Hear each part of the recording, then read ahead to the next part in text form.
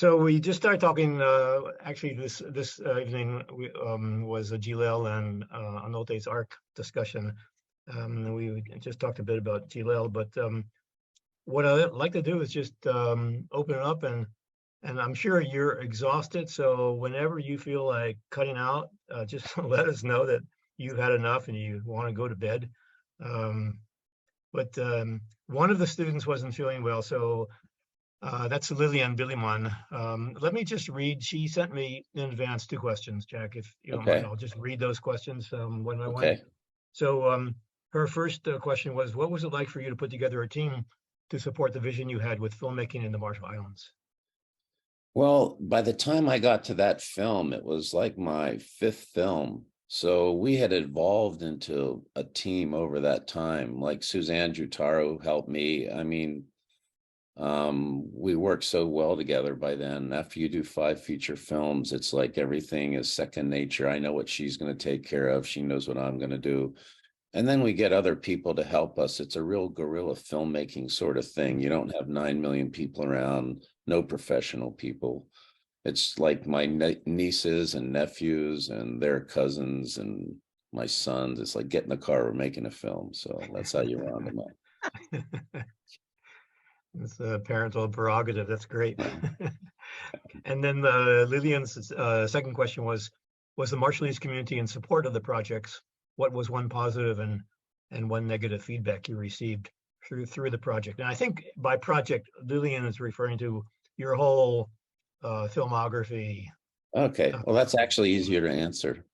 Okay. Uh, so when we did the first film, you would go and film somewhere and nobody would know what you're doing. There's no one out there has been actors in movies before.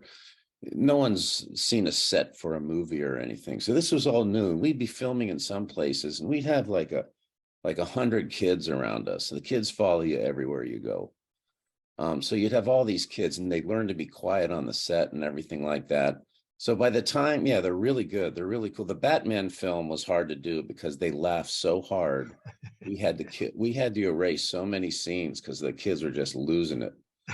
That film was a lot of fun to make. So that was the whole transformation from one to the other. I would say there's 2 things I felt really bad about. I'll start with the negative stuff first when I was making my films. If you recall the beginning of Lung and Will's Gift, where the woman's got like a demon and she's got long claws and she's writhing around in that kerosene lantern lit room, that had a lot of little kids flying out of the room, crying their brains out. And I thought, oh my God, some of them were like my friends' kids, they brought they remember the first 2 films, which were very, very PG. And then this one had some scary stuff in it. So, but that film, more than any other film in Madro, had the most people come watch it. I mean, it was out of control, that one. People just loved that film. And the other thing that happened in the very first film, which actually, it's a great thing that happened. Believe it. Well, that may not sound right after I tell you the story, but so that in that first movie, that woman Lejimu, it's a character I use a lot. That old woman, she's a fabulous actor and a fabulous person. And in that first film, it was so believable for some of these kids that they thought she was a witch. And she went to a high school graduation and they literally chased her around with rocks. And she called me and we're really good friends. I've known her forever. She called me and she was crying. And I said, oh, okay. And I called Suzanne. I said, we got to make another film. It's going to be like Terminator 2. We're going to make Lejimu the hero. So in Yaqui Bartaway, she comes out as the good person. So we got that cleared up. And that's what really, and that's the only reason I wrote that thing, because I wanted to get her out of trouble. Honestly, I didn't even start writing it until she told me that story. I said, okay, we got to do something where you're a positive character. And that really, like I said, that was what really got me going. But those were 2 of the negative things. The positive things are so many.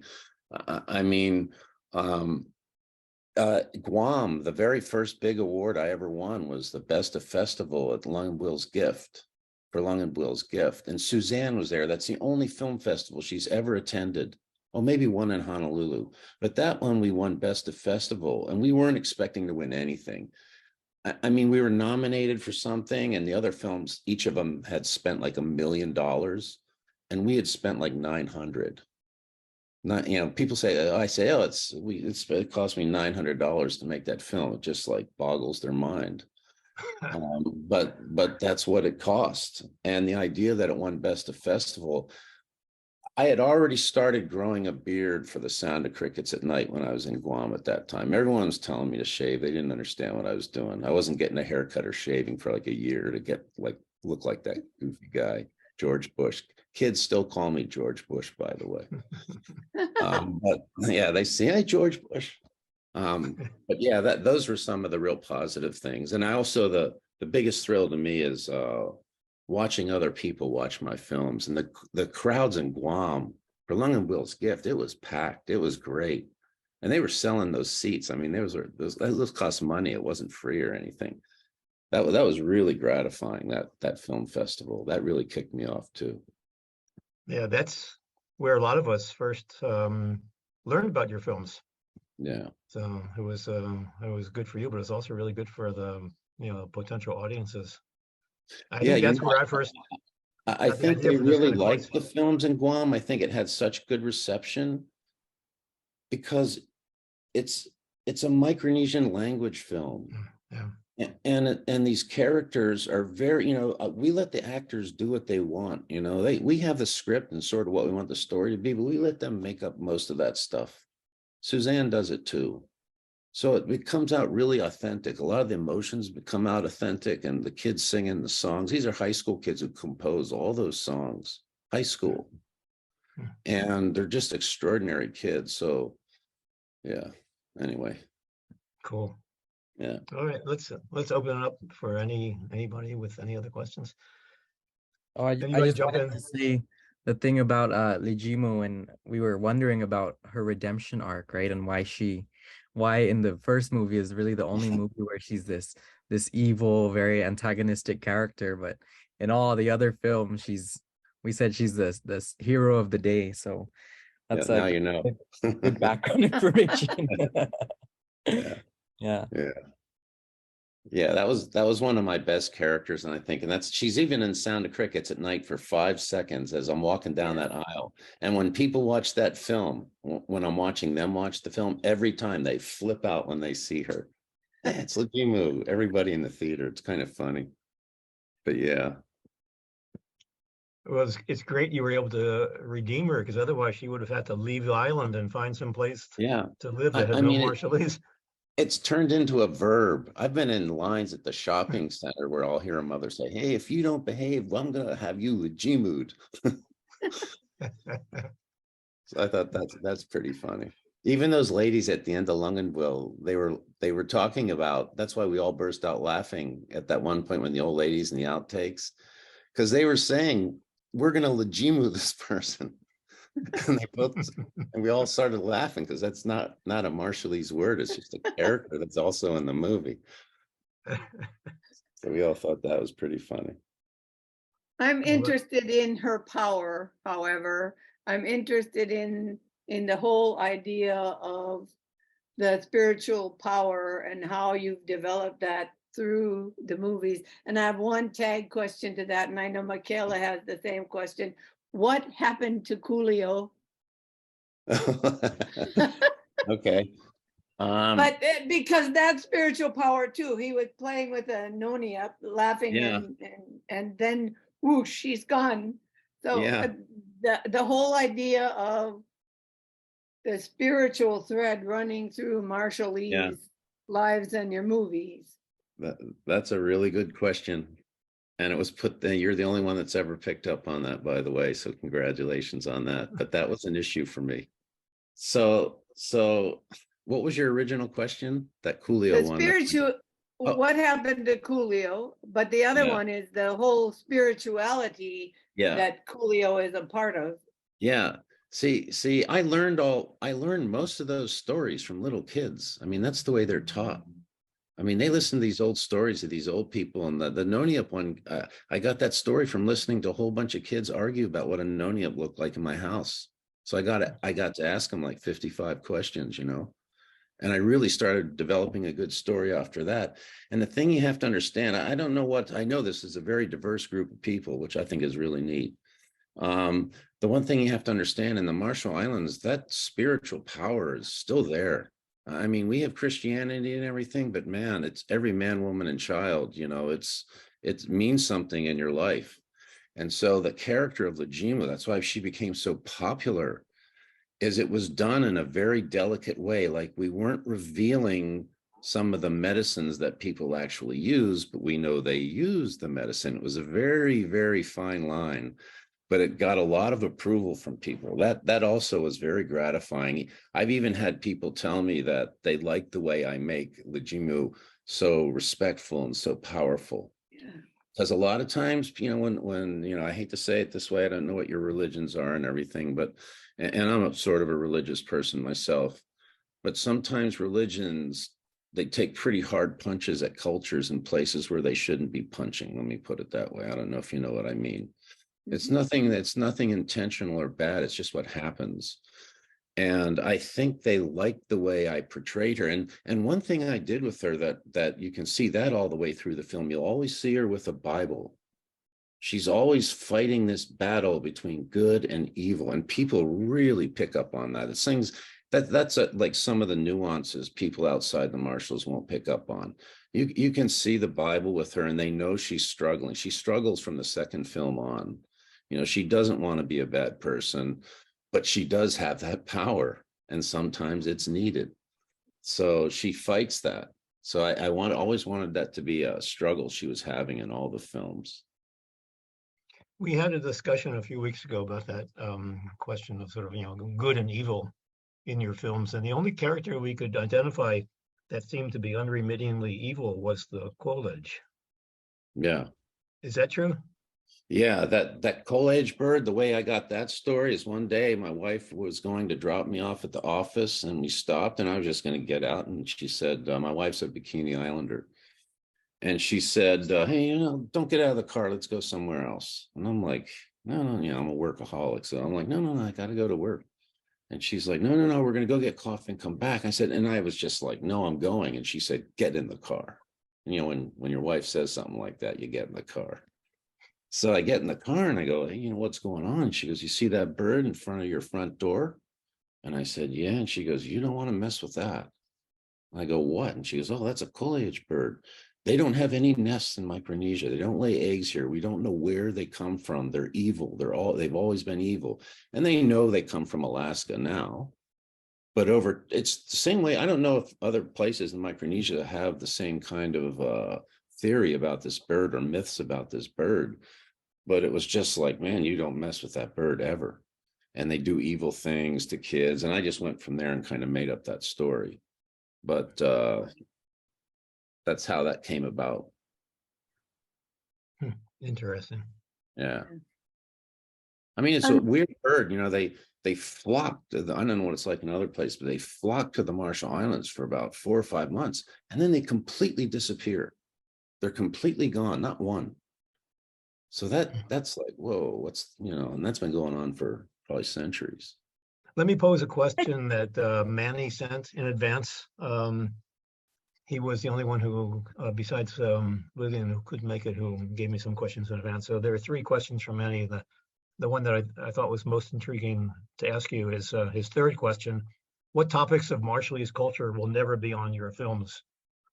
You won't see sex. I mean, the Batman film was like pretty far out on the edge. There was a lot of sexual undertones with the girl powers and all that stuff. It's funny because that film, outside the Marshalls, no one liked it. My mother hated it. My best friends didn't want to watch it. You know, it was like this, you know, Jack, what the hell did you do there? But that's by far the most popular film in the Marshall Islands. That Batman is now like, the guy who played Batman is like God. and Catwoman, you know, everybody just loved that film. But it was it in some places, I think for my friends who were used to my other films, they probably thought it went a little too far about the pizza commentary and stuff like that, and the girl power. And I was trying to play this character. A lot of people didn't like my character. Not in the Marshall Islands. I still get called Bingo Nella too. You know, I'll never live that one down. But a lot of people didn't understand a lot that like my character, I was an old American man trying to be a young Marshallese woman in a film about a guy who runs around in a mask and a cape and a woman who dresses like a cat, you know? I mean, it was a really hard role to do, but I thought I did it pretty well, but a lot of other people didn't think so. Anyway, I mean, I don't think sex, and we do some violence. I think there was blood in one of my films when the guys got in a fight in the bar in Gilo and wound up in prison. That was my son, my oldest son. He'll never forgive me for that. That prison was a pretty bad place. But those are the kinds of things. I know the kids, when they get my films, they put them in a DVD, and the parents have told me this like all the time. When I make those films, I know that those kids are going to play those DVDs 5,000 times. It's the only thing in the DVD player for months. So I have to make sure I'm doing a good film, you know? So I try to think about the kids when I do that stuff. So that leads me to a follow-up question about sex. There's a kind of a running joke between Samson and Ketawate. As soon as something doesn't work, Samson says, "What were you doing last night?" And I was wondering if this was a kind of reference to the common Micronesian idea that you don't go fishing the day after you've had sex because you won't catch any fish. And if you were referencing something like that, or if they weren't even talking about sex, Samson was talking about something entirely different. Well, what I think that some of that comes from is and I know a lot about Marshallese medicine. I spent 6 years on the outer islands, and there's not a whole lot to do except learn stuff. So I hung out with these old men all the time, and they were showing me how a lot of this works. And a lot of times when you get this medicine, like a lot of times you can't be around smoke, you can't have sex for a certain number of days. There's all these little tiny rules. You have to know all of them or the medicine won't work. In fact, they'll say it'll even kill you if you don't do it right. And they're very serious about that. That's why they won't just teach it to anybody, because they, just like in the third film, The Sound of Crickets at Night, you use that wrong, it'll kill you. I mean, that's what they believe. And so, you know, you have to be careful when you actually show what they're doing oftentimes too. I think I alluded to that before, because you don't want to show people, even when I went on Bikini, that film, The Sound of Crickets at Night, even when we actually show the reef head that they believed is where God lived before Jesus came into their lives. It's a very sacred spot. And people saw that, and it was like, you know, it's like seeing something very powerful on a movie screen. So when Bikinians watch that film, and all those people in that film are Bikinians, most of them, they really think that's a really cool thing to do. People really, when I first showed it, it was all Bikini. You know, I always have all the actors who are in the film watch it first. That's my first showing. And so it's all Bikinians. And, you know, there's one guy, I don't know if you remember, he's sitting behind a desk and smoking with his feet on his desk. I actually used the same guy's name, Andy Bill. That's the guy's name. And his daughter was sitting right in front of me when we were showing the film, and she was laughing so hard, she was having a hard time staying on her chair. I mean, she thought that the characterization of her own father was so funny, because that's just the way he was, you know. All right, any Mutron? Hi, Jack. Some themes that we noticed was, I guess the one evil that's in your film is like alcoholism and smoking. So the use of drugs and how you kind of did PSAs, but like against that. And then another theme was poking fun towards like American or white tourists. If you just comment. Yeah, because, well, you know, I've lived out there most of 42 years or 43, I always forget. But long time, and grew up on the outer islands pretty much as a really young guy, and then translated for these old guys. So my mind has been, these people altered my mind, and I can't think like I don't know how to say this. I can't think like a normal American. Thank God. I don't think like a normal American would. And I, when they come out, it's like you watch them and it's like watching a movie, you know, it's like they're so out of place and they've got the answer for everything. You know, I just like, they're really funny characters. But what was the question? You forgot one thing about me demonizing stuff. You forgot bingo. I'm like, my wife is like, she's got two husbands, me and bingo. I mean, you know, we have a good relationship about that, but there are a lot of things. Alcoholism in the Marshall Islands is horrible. They once did a survey from one end of the island to the other and asked what the biggest problem in the Marshall Islands was. 85% alcohol. 85% of the people said alcohol is the biggest problem. And so I try to, and so you have that Bartway, getting rid of the alcohol, dumping it out. You know, I trying to, you know, these people struggling to clean themselves up. That's why, you know, I talked a little bit before about Christianity in the, I don't know what it's like in the other jurisdictions, but I feel like Christianity in the Marshall Islands works the way Christianity should. You know, if you want to clean up your life and you want to quit smoking and quit drinking, you can get yourself in front of the church. Even if you have a horrible reputation, you can stand up in front of that church and get all that taken away to a great degree. And there's most other places, it's not like that. You don't have that kind of cleansing that you can go through if you want to. And, you know, I'm not advocating one way or the other, but I've seen it clean up and help so many people. And I'm not, you know, advocating religion or anything else. I've just seen it work and with my own eyes. And so I thought that that's something I wanted to show. You know, so you have that, there's a constant battle, like sometimes, and some people got really mad about or upset about the end of Yaqui Bartway, where the woman walks up and suddenly she's looking up at her claws and there's birds in the sky and she's been infected with something. People were saying, well, you made it so Christianity lost. And I said, no, what I'm trying to say here is the battle never ends. It never, ever, ever ends. And movies, to me, shouldn't always end up in a nice, happy place.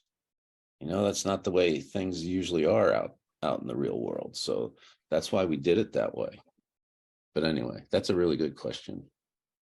I guess another question I have is, do they use your films as teaching resources in the Marshalls? Whether they want to or not, they do.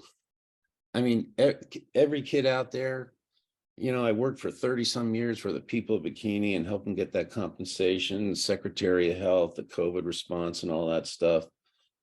I'm just Jack, the guy who makes the movies. That's the way they refer to me. And when they see me, it's like every kid, hey, Jack, you know, it's like, you know, this is the guy that did those films. I mean, it's really gratifying. So they are a teaching tool in a sense. And they have used those films like you're using, and I think the University of Washington was using them for a while. And some of the teachers, like up on Kwajalein, where the military base is, or a lot of places in the US, like Arkansas, where there's a lot of Marshallese, they all show the films where there's these big clusters of Marshallese, Washington State, Oregon. They all watch the films because the teachers find them helpful. It's like a way of walking into the culture and, wow, this is what these people are all about, you know. Especially, it's funny, it brings up this memory about Gilo when I was showing it around the US. This mother came up to me and says, hey, I haven't been home in like 20 years. And that film was like start to finish. Here's this beautiful place. That's what I was trying to say the whole time. And a lot of Marshallese were really taken by that back in the US who haven't been back here out to the Marshalls in a long time. So that was a really nice part about that film that I wasn't expecting. Manny. So how do you feel about the other artists who have in Micronesian? Have you seen other artists that stand out to you and say, oh yeah, that was a great theme? Oh yeah, I looked at your class list and what you guys are watching. It's like, wow, I wish I could take that class. No, really, that's a really neat, I know so many of those people. I've met a lot of them. the guy from The Land of Ebb, and Robert Stone, who made Radio Bikini. I go way back with a lot of these people. And Kathy Jetnell, I remember, you guys remember she had that, I don't know if you guys have seen her make that speech at the UN. You know how she got there is that I saw the US ambassador in a restaurant one day, and he goes, hey, there's this contest, people can they have to do a poem, and the way to apply for to get into this is you have to make a 1-minute film. And I said, I'm gonna Kathy Jetnell, because I just seen her do Tell Them on a rooftop in London. There's a video out there. If you find it, it's like extraordinary. And I said, well, talk to Kathy. And then he called her, and Kathy said, hey, I know there's this thing to get in the UN, and we have to make a film, and I was going to do it on my phone, and we have to hurry up and do it. And I said, no, don't do it on your phone. Where are you? I'll go get my stuff and we'll go make a film. And she said, well, and I said, when's the deadline? And she goes, midnight. I mean, it's like, oh, okay, situation normal. So we run over to behind the college, and I point the camera at her, and I said, and we had Arno in the background. It was really beautiful. And she goes, okay, well, I'm ready to go. And I said, and I assume all of you have seen her. So I've got the camera on, I got the sound thing on. I'm the only one there, just her and I. And I turn the camera on, and she starts going. And it's one of these moments where I'm not on the earth anymore. It's like I'm just watching her and so absorbed in what she's saying. And it's a minute long, and she stops. And I'm like, she goes, how was it? And I go, we don't have to do anything else. We did it a couple more times, but I used that first one. I mean, it was like mind-boggling, 1 minute long. And there was like 500 people who applied for that, and she got it. Pretty extraordinary. But that's the backstory. Nice story. Yeah. So, who's your successor? Who's coming up, and who are you grooming films to push the Marshallese theme and to push Micronesian? You know what I'm discovering, and I actually taught classes in filmmaking out there, a couple different groups. I have a slideshow. I know how to, make it really funny and try to inspire people to do things like that. And what you have now, and I'm waiting for something to happen, you have a lot of guys who really, really good camera skills, better than ever I had, just really good with cameras. But the first lesson when I'm teaching these kids about filmmaking, the very first lesson I say to them, what's the most important thing in filmmaking? That's my first question. And they're talking about the camera and having some money. And I say, no, it's the story. You have to have a good story. And those first films of mine were, I was a storyteller with a camera. I mean, I didn't really know what I was doing. And I just said, you can do it on a phone, but if you have a good story to tell, people will watch it. So I'm trying to get people to do it, but I'm seeing people with a lot of the technical skills, but the story writing, it's all kids these days, it's always very short. I mean, to write a screenplay for a feature film, I always wrote on airplanes for some reason. I traveled a lot. So, from the time the plane would take off till it would land, I'd be typing away. And I forced myself to do it all the time. So, but I don't see kids here willing to sit down. Marshallese, in a general sort of way, they're not writers. They tell stories, and they love video, but in terms of writing like you have to do with a script, I'm not seeing that, not yet. I mean, it's going to take someone. There's a group of kids that started making a film, and I think they got about halfway through it, and they've never finished. It's hard to do, and you can't do it without a roadmap. So that's the hard part, I think, is the story. They're good storytellers, but it's the idea of getting it together in a way that it can be organized when you make a film. Otherwise, people they're ruthless when they're watching film. It's got to be as close to perfect as you can get. So can you share your technical you use with software? How was it from your transition in the early days of the software that you used? Yeah, so I started out with Final. I'm an Apple guy. You know, I've been hooked since like 1984. People in the Marshalls, when their Apple computers break, they come find me. But so I use Final Express in the Final Cut Express in the beginning, and then I got a really nice camera for the sound of crickets at night. The Munya you guys know the Munya brothers, right? Kel and Don. Well, those guys like changed my life. The film festival and what those guys did for me completely changed my life. You can tell them if you see them. First of all, getting the Best of Festival award, that made me suddenly feel like I was a filmmaker. And so I got really serious and I said, I want you guys to show me what camera to get. And they took me down to that beach bar. I forget all the names of the stuff over there in Guam. It's a bar down by the beach where the Japanese thing, the touristy place is. And he took me down there and they showed me this camera and how to work it. And I bought that same camera. And I got some really top notch. I learned that sound, you can hear a bad movie before you see it. Sound is the critical thing. Batman may not be the best story or the best film, but it's got the best sound of all the films. I mean, I was good by that time. I was really good at it. And so you, over time, when you get the better equipment and stuff, and you become more of a filmmaker than just a storyteller. So what's the software you use now? Are you still using? Oh, I'm sorry. Yeah, I was getting there. Sorry, I get wound up in my own stories. So now I have the new Final Cut. And the funny story about that one was I got it. I had to make a choice. When I got that camera, it was just when it's version 1.0. It's the buggiest damn thing you'd ever want to see. I swear to God, with filmmaking in 1.0s, it's like, I was so stupid. So I get that 1.0 and I'm not kidding. I'm 2 weeks away from finishing The Sound of Crickets at Night. I've been working on this thing nonstop for like months and months. And all of a sudden, one day, it disappears. It's not on the backup drives. It's not anywhere to be found. And I got on this website and I was like ready, just like stand in front of a bus and not care. And I got on this website called Creative Cow. It's still there. All filmmakers and artists and people in film. And I started writing like, hey, someone help me here. And this is what's happened. And they're all saying, what the hell are you using a 1.0 for? You're an idiot. And it's like, oh, wow, this is fun. But all of a sudden, this guy from Apple Computer, his name is Noah. It's at the end of the film. I thank him. It's like, hey, inbox me. I can help you. And I'm an Apple Computer guy. And the things we were doing that computer were really bizarre. And we got it to come back on, and it was all there except for a week of editing. I was just like,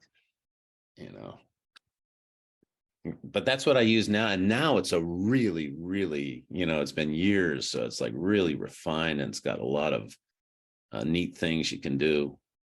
It becomes like your right hand. But all that software they have, DaVinci, I have that. I've used that a little bit, and also the Adobe one's good. But I've always been an Apple guy, so that's a long answer to your question. No, as we noticed the films, as you progressed in the films, we noticed quality got better, your filmology got better, your camera angles improved. We even enjoyed some of the outtakes that you saw, and that was really cool. Yeah, and watching the outtakes. But I was just wanted to see your journey, because it's not a YouTube, where a lot of times it was just you sitting in front and just learning the heck out of it. Yeah. And that's great. And I'm a nerd. I know it. It's that has to do it. And it's like, okay, I got to figure this out. But once you do, what else can I do? And it just opens the door for more things. So, as a filmmaker now, you become more creative, more artistic. And we, in your recent film, we kind of sensed that, the music score was coming in. It was things, and we just we also appreciate the effort scores. Those were just, those really were just wow. Yeah, I likened it to like having a baby. Like I've had like 6 babies, and each one, I mean, they're all different. And I love them all for different reasons, but they were so painful to make, so challenging, like nothing you can imagine. Dogs barking, drunks bothering you, people coming, not wearing the clothes they're supposed to be wearing, taking them home, get the clothes, windy days, rainy days, dogs barking, you know, it's just like waves crashing on the beach too hard, so the sound's no good. I mean, it's like shooting film in a pinball machine, you know, if you get what pinball machines are. It's a challenge. And then all of a sudden, like I haven't made a film in like 5 years, I think, a big one. I made some short ones. And people say, hey, when are you gonna make the next film? I'm just like, man, that's like, it's like ready to have another baby at the age of 65. I don't know. Yeah. That's when you start looking at content creators nowadays, YouTube content creators, TikTok content creators, Instagrams, and they're going through, and I think they have such a short attention span that they're manufacturing a minute or 60 seconds or just enough to get their audience together. Now that we're seeing that the medium is changing, how you can still express the same type of quality in these, they're very meaningful. And so how do you encourage, so now these younger kids, more popular channels and more popular mediums where they can actually get monetized out of it? Yeah, you know, I think there's some truth in that.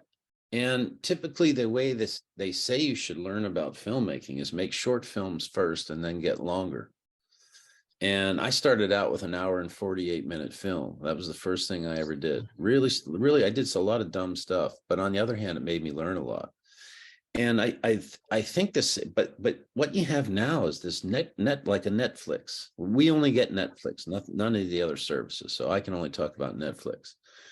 And I can't tell you how many times I've started to watch something and it's like got a high rating or whatever. It's like more than before. If usually something I saw had a high rating, a lot of people liked it, I'd like it.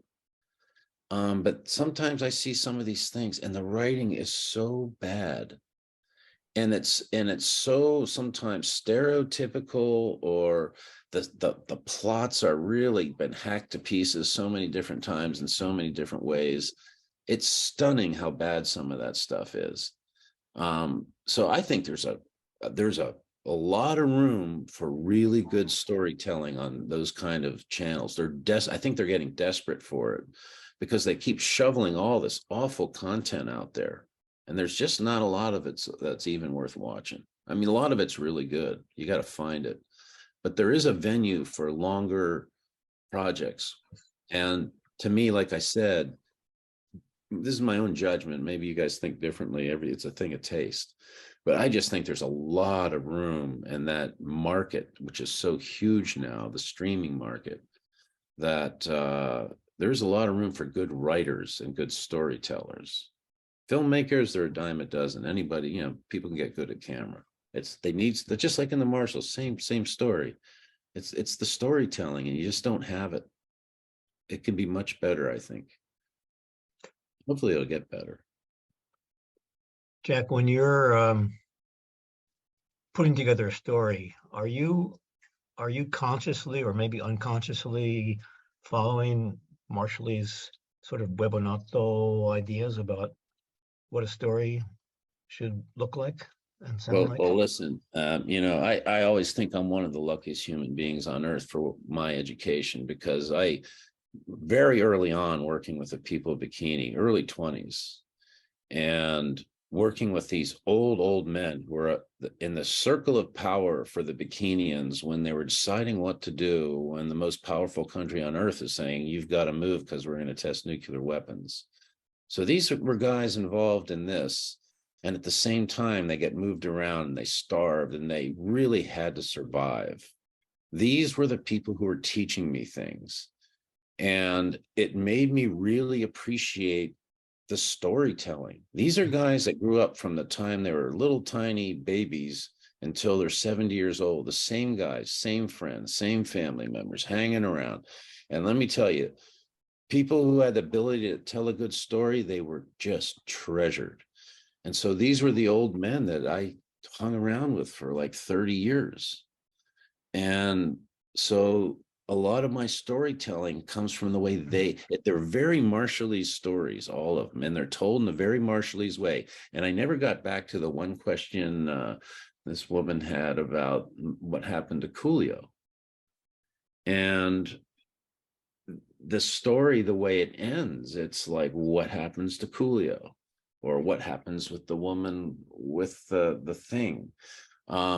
Because part of what I think a good storyteller does is leaves you thinking about what happens next and wanting them to know what happens next, but forcing people to use their own imaginations on it.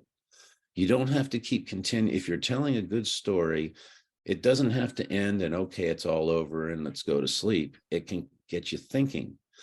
And in all my films, I try to do that in a very succinct way. And sometimes it's not happy, but it's that key element of we talked about the Marshallese storytelling. That's the way they tell. And sometimes the guy will stop telling a story and it makes no sense. It's like he didn't finish it, but he'll just sit there with a smile on his face and it turns into something funny. It's like, there's nothing else to the story. And it's everybody kind of laughs. It's interesting. It's different. It's the same version of the story told many other times, and you've heard other people, and it's your ability to look at those different versions and put into another story. Yeah. And all those, like some of those films, like Lungenbill's Gift, the guy who's Lungenbill, the kid with the hair and the thing, he was in Arkansas. And he's the son of a good friend of mine. I said, and I knew this guy, and he's a really funny guy, very creative. I said, hey, when's he coming back? Oh, he's coming back in a month. And I said, all right. And I just got in touch with him. I said, hey, you want to be in a movie? And the kid's like, well, freaking out. Oh my God. And I said, yeah, don't worry about it. You'll be great. And so, he was really into it. And I wrote the whole story around that face of his. After I had this broken telephone. I had this broken telephone in my office. And, one of those old style, cordless, but goofy, big.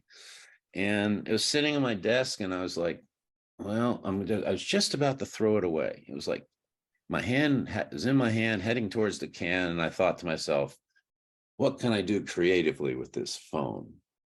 And so I started thinking about a story about, this kid, because there was a kid who was living in a box for a little while. And then I don't know what happened to him. So we have very few homeless people in the Marshalls, but when they are, they're really down and out. Their families have kicked them out. So they're kind of living wherever. And I found a kid in a box once.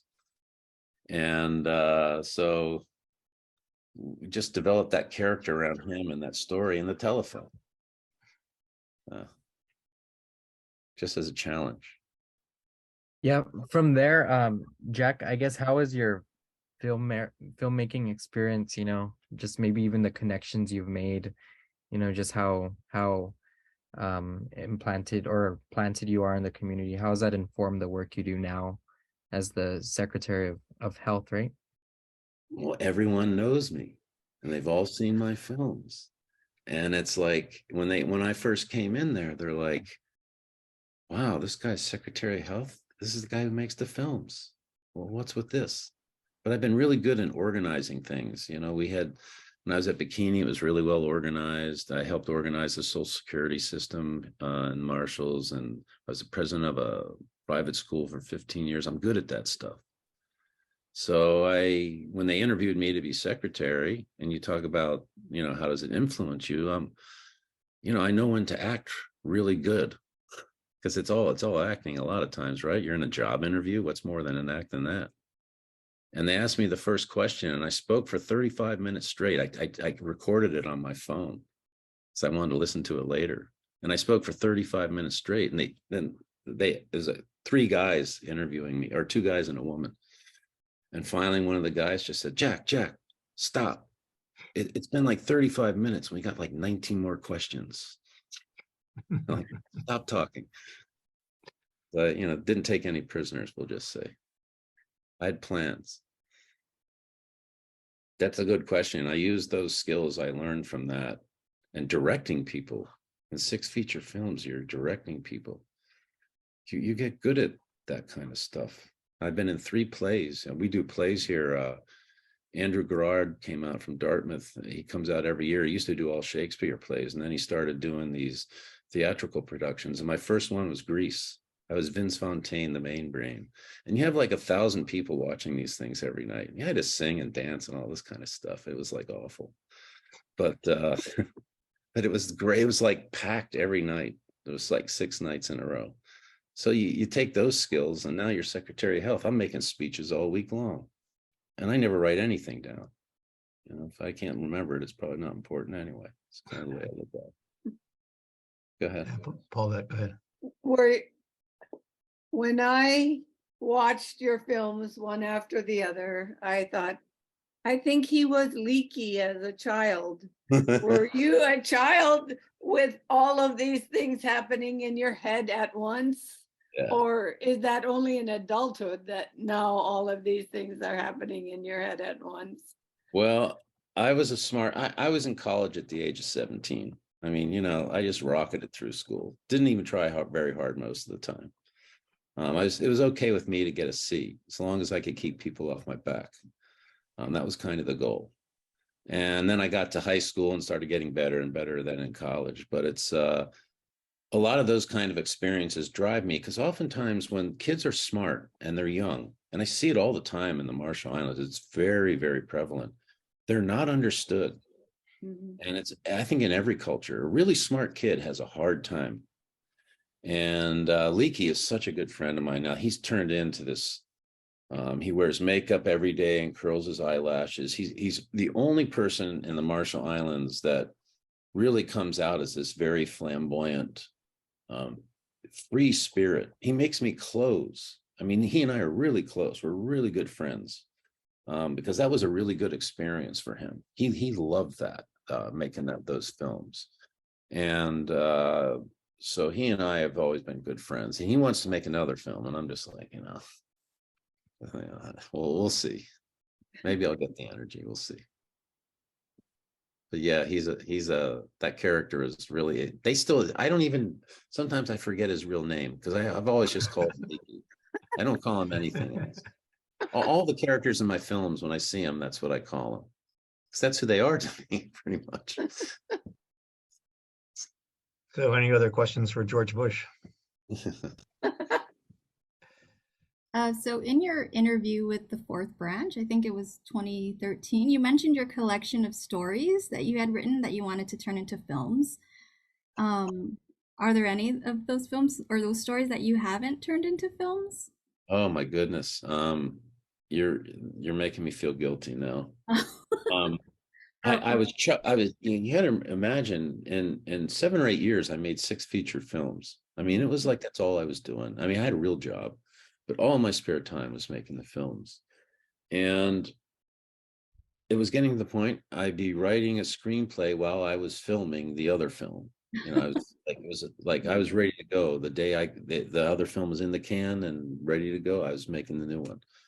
And what happened was I started writing screenplays fast too. Like every time I was on a plane, I'd be writing screenplays, and they're all really good. They're continuations. There's a Batman 2 in there. And there's a couple other films. There's one about a gecko I wrote, which is really cool. And that's the one I still might make. A lot of the myths around the gecko, the guy kills a gecko and it goes from there. And so I have novels. I've been writing since I was 15. I have like novels.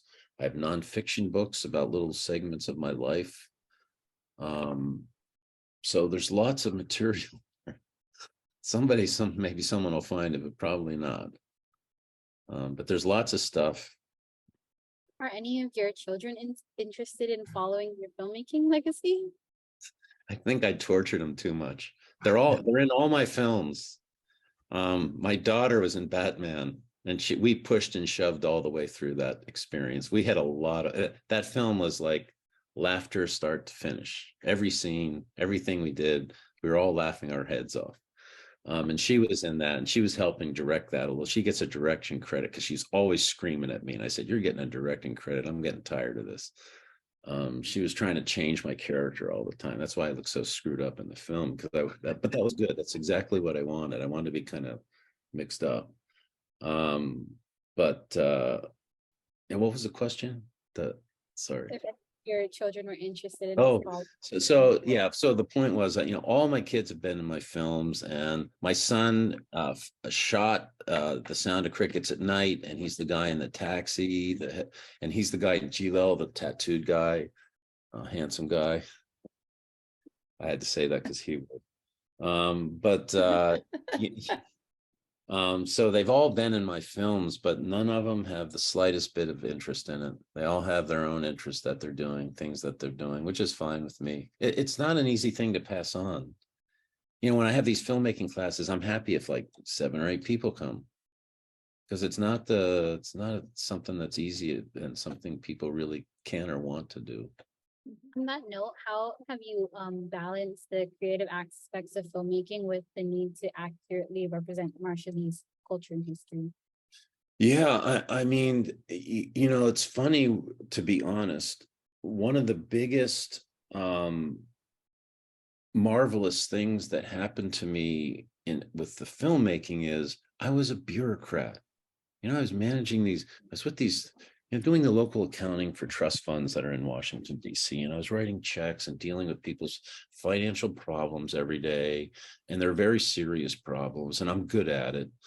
And, helping the local government with their budget stuff and travel with them. And, it's a very bureaucratic sort of, you could, once you've done it for, I've did it for 30 years, that you could do it in your sleep.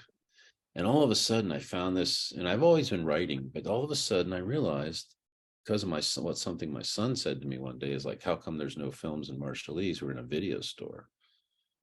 And I said, I'm going to make a film. I have plenty of stories. I'll make a film. And he goes, Dad, but you don't have a camera. And I said, I'm going to get a camera. I mean, I had ground zero for that thing. That I was 50 years old.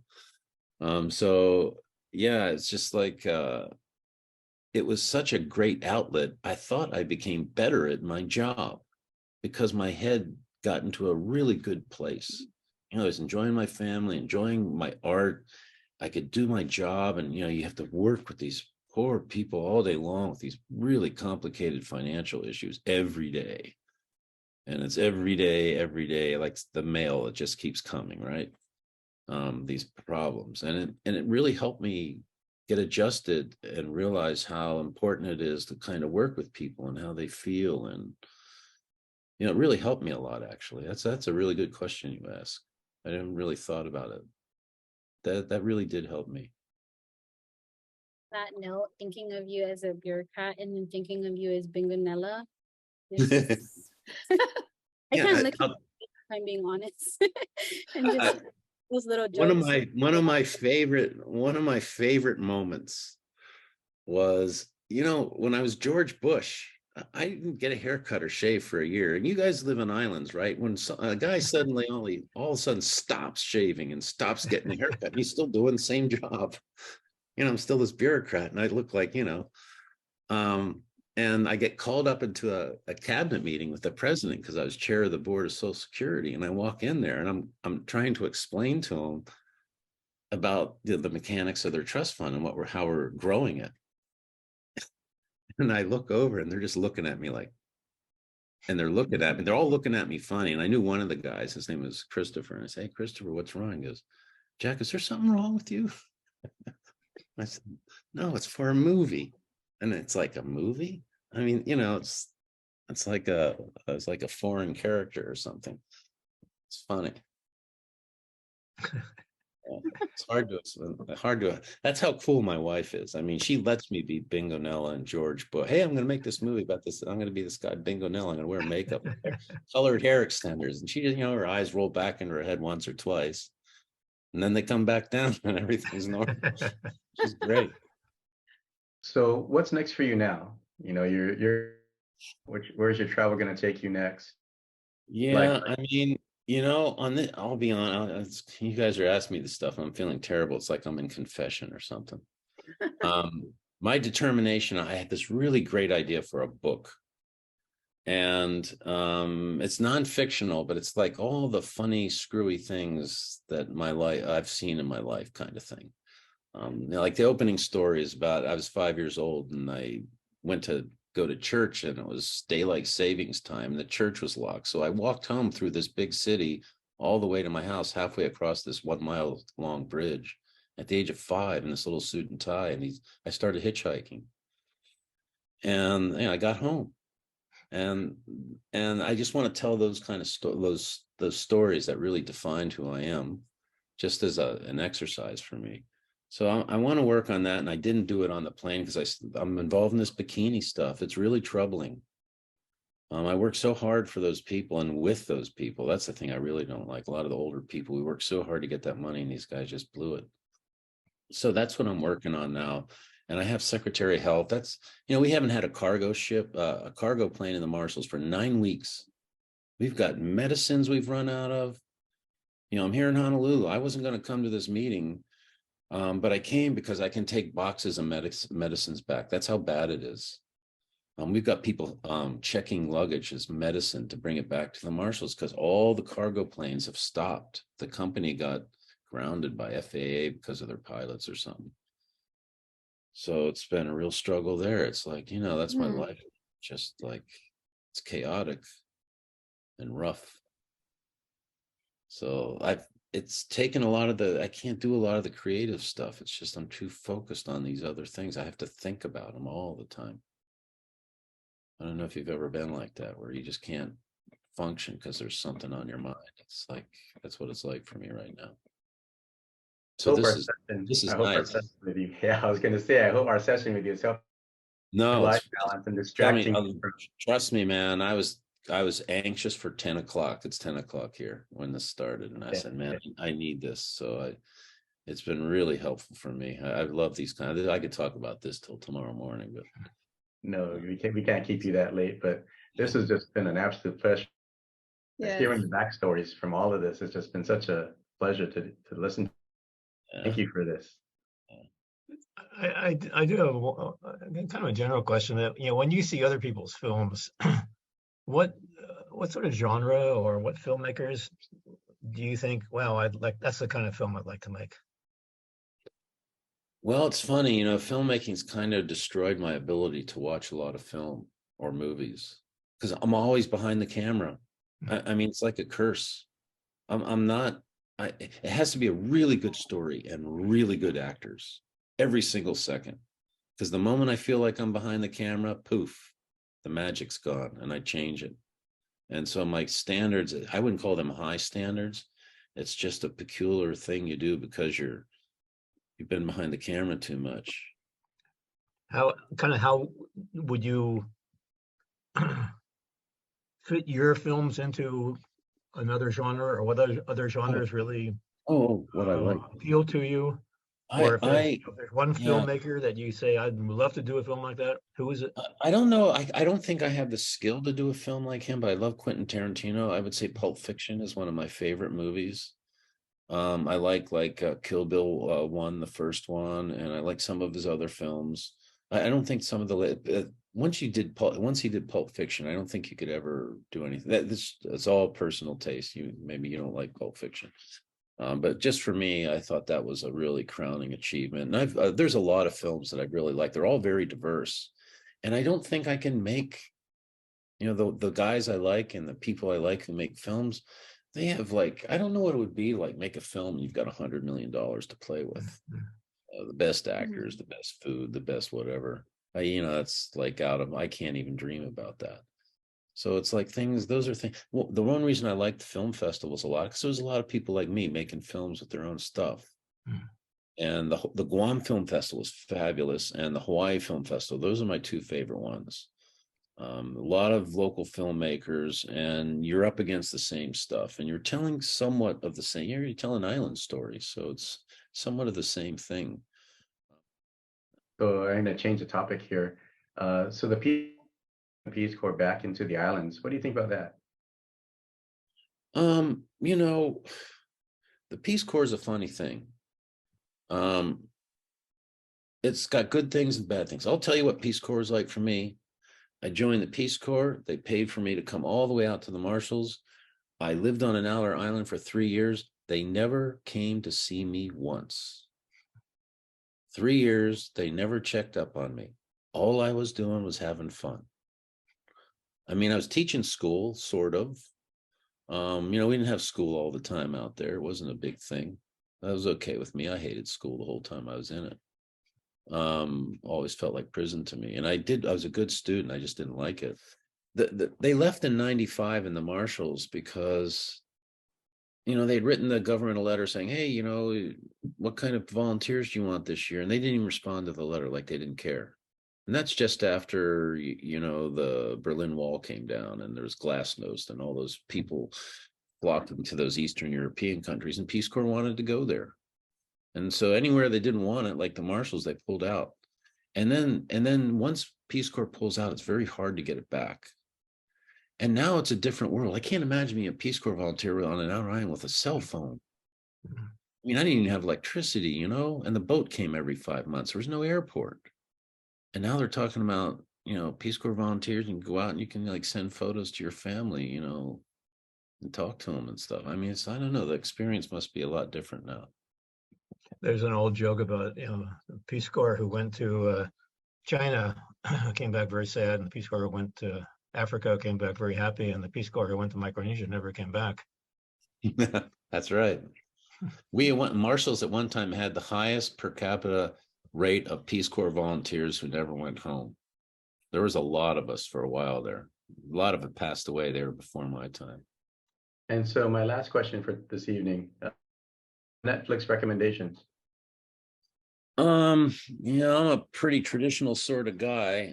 Breaking Bad, Better Call Saul, and I'll make a confession here.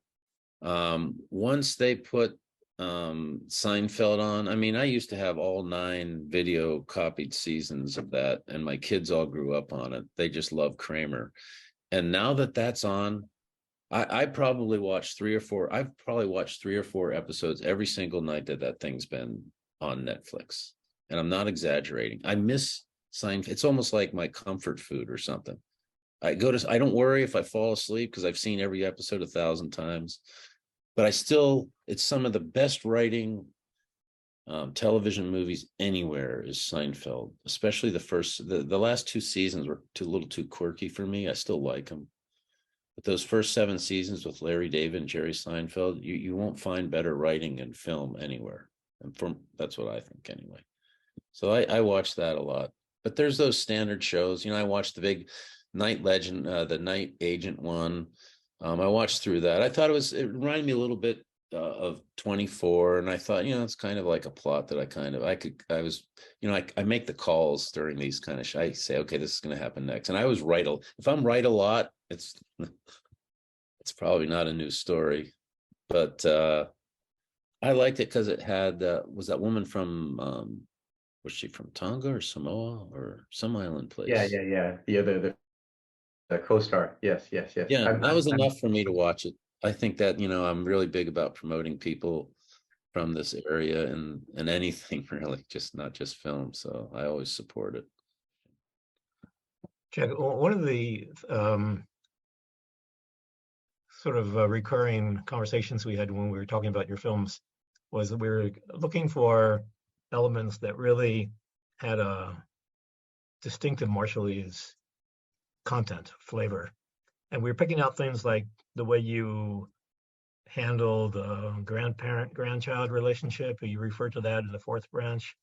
And I suspect that your films are so saturated with Marshallese culture that it's hard to answer this question, but are there certain kinds of scenes that you were emphasizing because of their Marshallese-ness? Yeah, Lung and Will's Gift's a good example of that, where you have the guy saying yes with his eyebrows, like not saying anything, just like, and people here, what's really interesting, for example, at the beginning of The Sound of Cricket Night at night, when you have the family sitting around in that room and they're having breakfast.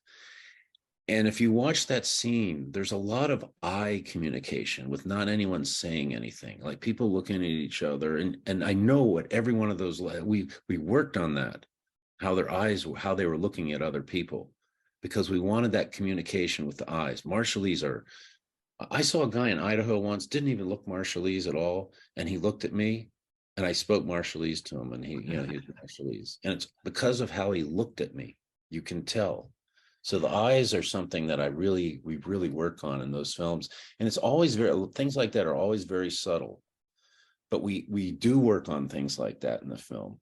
Like Gilel, anytime that shell was in the film, I was hand holding the camera. It wasn't on a tripod. So I wanted it to be a little, but I still tried to hold still, but I knew it wouldn't be perfectly still because I wanted that kind of sense. I mean, that's not a Marshallese thing, but the idea of there's something magic or eerie in the room. I don't have a lot of money to create special effects. So you do it with sound and what you do with the camera. That doesn't cost anything. So, and a lot of times, what's funny about The Sound of Crickets at Night, there were people who that film got pretty good reviews. It showed all over the place: New York, LA, Guam, Honolulu, a couple film festivals in the Australia and New Zealand, and it was used in a class at the University of Washington. Yeah, a lot of stuff, but there were some people that didn't like the scene where you had the Kojuline twins with the long hair, that's their creation myth. But when the Bikinians watched that, it just blew their mind that we were able to do that. That's the part of the film they love the most, without question. They love that scene. Whereas the Western side and a lot of my American friends says, I never really got that. And what was that? That was so goofy. Why don't you just cut that out? Why do you even need that in the film? I mean, some of them didn't have any conceptualization of this myth. They couldn't deal with the mythical aspect of these guys. But anyway, those are some of the things where we really wanted to connect those, myths with modern day life, because they're still there. They're still used. There's still this undercurrent throughout the everybody there. There's magic, and you have to bring that out in your films. It's a magical place. We had a discussion about the film genre magical realism. I was wondering if that's something that you're consciously kind of thinking of as a way of presenting, the way that the natural and the paranormal or supernatural worlds are twisted up together. Yeah, because they are, and that's something. That's why I think a lot of Marshallese like those films, because that's really the way they view things. There is this magic. It's not magical realism. It's realism, and to them, it's not magical. That's the way it is. And that's the way I present things. And I've had discussions with some religious people, interesting discussions. They're all, the priest who was in the Marshalls for a while loved my movies, the Catholic priest. We were always talking about him. He thought they were fascinating. He really loved the whole concept of the battle of good and evil. It's not a bad thing to show Christianity battling evil. And that's throughout my films, and almost every one of them, you have someone battle. There's always a church, and there's always that struggle, because that's the way it is in the Marshalls. That's the way it is for people. I mean, and I know people say, hey, why don't you make a Christian movie? And it's just like, well, that's not the reality for you. I know what they want me to make. I know what the kind of film they would want me to make. And I just, it's not the way it is for me, or the way I see the way things I think they are. I guess everybody has a view on that. Well, Jack, this has been terrific. I am really grateful to you for taking the time. And we have learned a lot about your films that we wouldn't have otherwise known. So it's been great. Yeah, it really has. And like I said, I'll do it anytime you want. Just let me know. I mean, I do this with, I think there's one other school in Southern Illinois. I don't even know how the guy found me. He found all my films somehow. And every year he has me on. He'll do one film and we'll discuss it with his class. Is that a film course or Micronesian Studies or Pacific Studies course? His course it's called Islands. And he just does all different kinds of stuff about different kinds of islands in the world. It's kind of, like I said, it's like your class. I'd like to take that one too. I mean, it sounds really interesting. The one at the University of Washington was Pacific culture, Pacific Island Cultural Literature and Film. And I saw their syllabus and I was just like, man, there's like whale riders on there. Oh yeah. Have my film on there at the same time. I was like, wow, I feel like I accomplished something, you know. But That was man, Holly Barker's class. Was she teaching? no, or someone it's else? not Holly Someone Barker. It was else? this woman. I don't know who she is.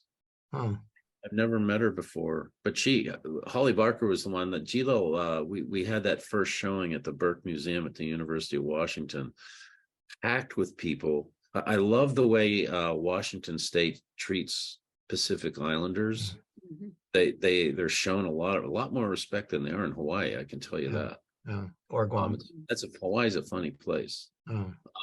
But I really like the way they treat Pacific Islanders there. They're treated with a lot of respect and dignity, and it's just something, you know, I like having my kids around that and seeing that as much as possible, because it's not always that way.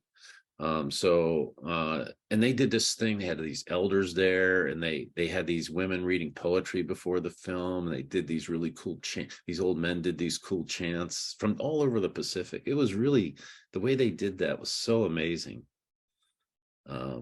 But yeah, that was really a nice experience, the way that was. One day you can make your way to Guam, back to some of our customs. Yeah, I was going there every year for a while, for 5 or 6 years. I went to every one of those film festivals. Even when it was the short film Zori, I still came to Guam just to show a 9-minute film.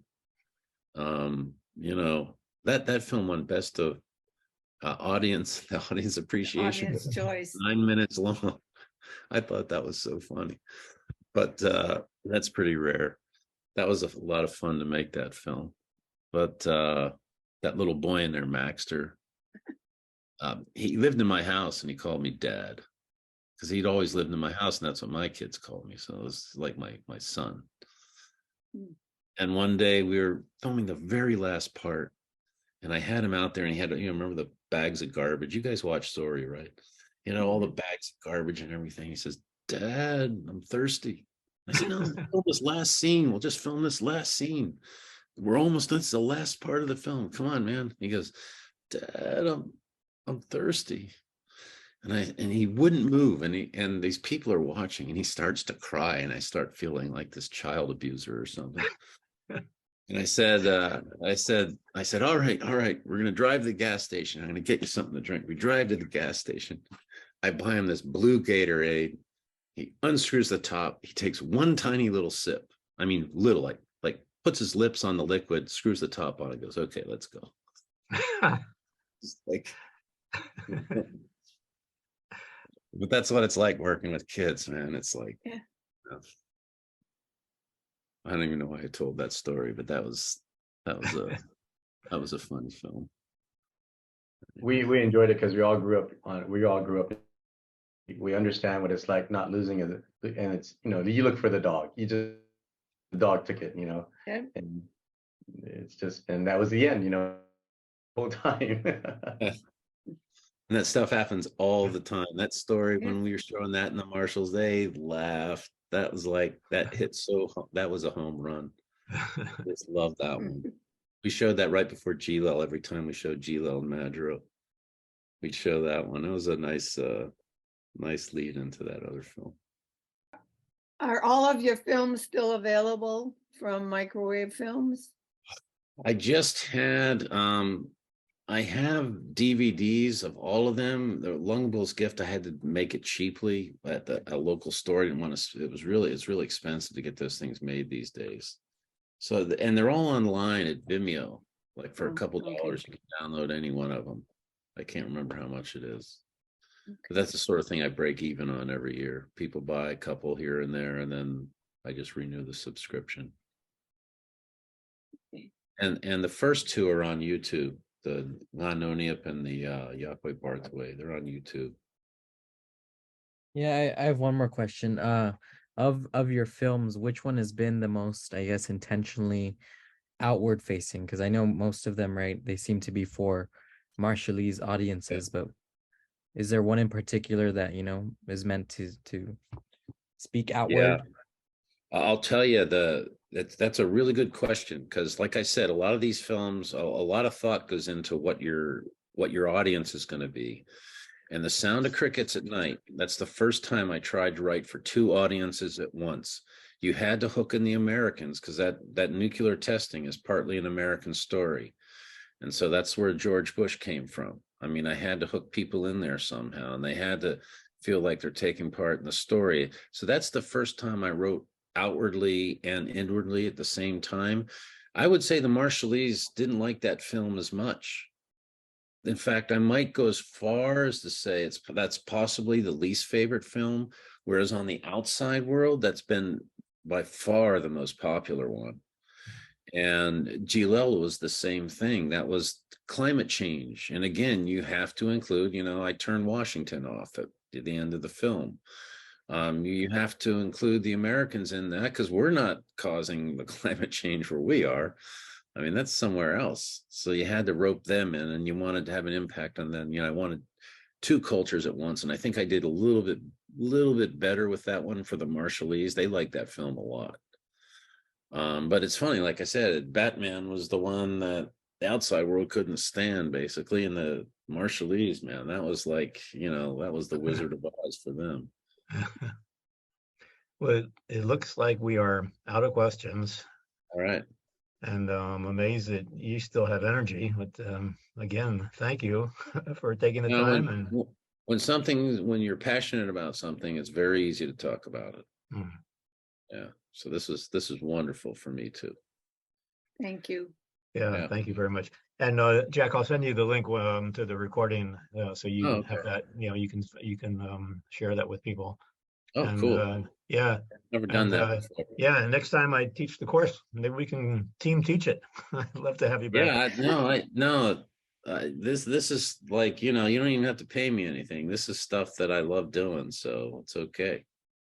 Just ask. Great.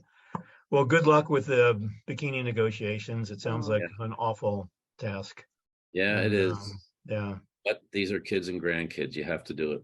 Of course. Yeah. No choice here. Yeah. And thanks. We wish you successful meetings and safe travels. Yeah. Thank you. All right. All right. Okay. Adios. Thanks, Jack. Thank you very much. Bye. Good morning.